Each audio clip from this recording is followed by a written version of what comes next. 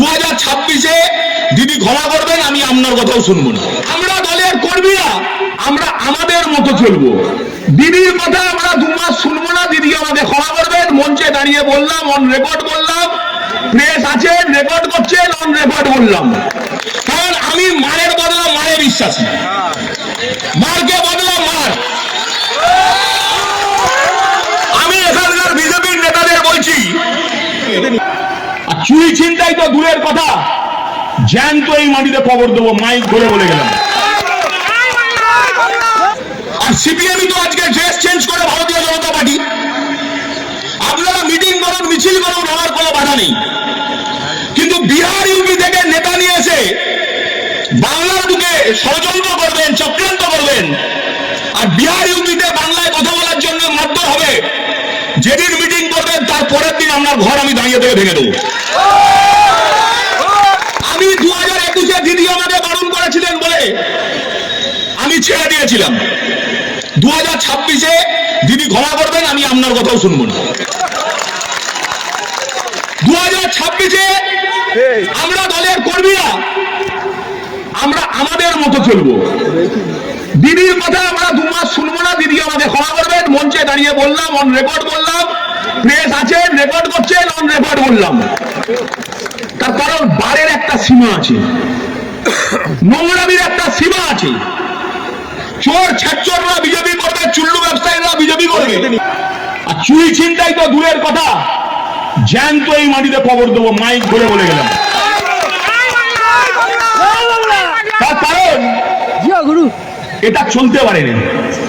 আমার এলাকার একজন পরিযায়ী শ্রমিক উড়িষ্যায় কাজ করতে যাবেন, ইউপিতে কাজ করতে যাবেন, বিহারে কাজ করতে যাবেন, ভারতীয় জনতা পার্টি বাঙালি নিধনের নামে তাদের উস্কে তাদের মারধর করবেন, কাউকে রাতের অন্ধকারে বাংলাদেশ বর্ডারে পাঠিয়ে দেবেন প্রসূতি মহিলাকে, আর আপনি এখানে এসে বড় বড় পাতলা মারবেন।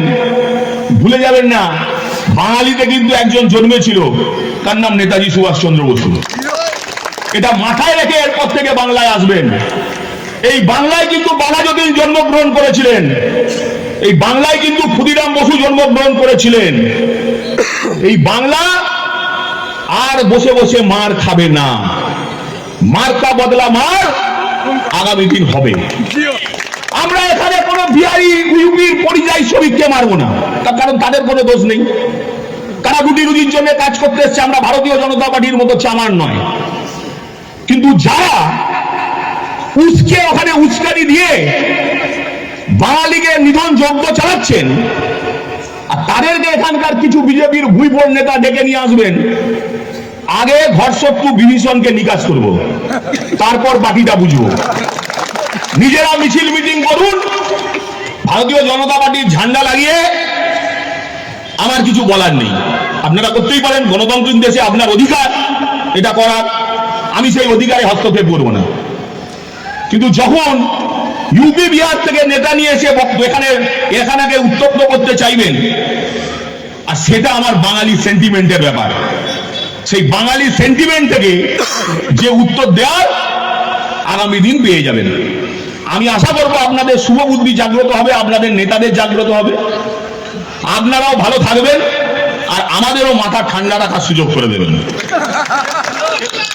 গত নির্বাচনে এই আমতা কেন্দ্র থেকে সুকান্ত জিতেছিল 26,000 ভোটে।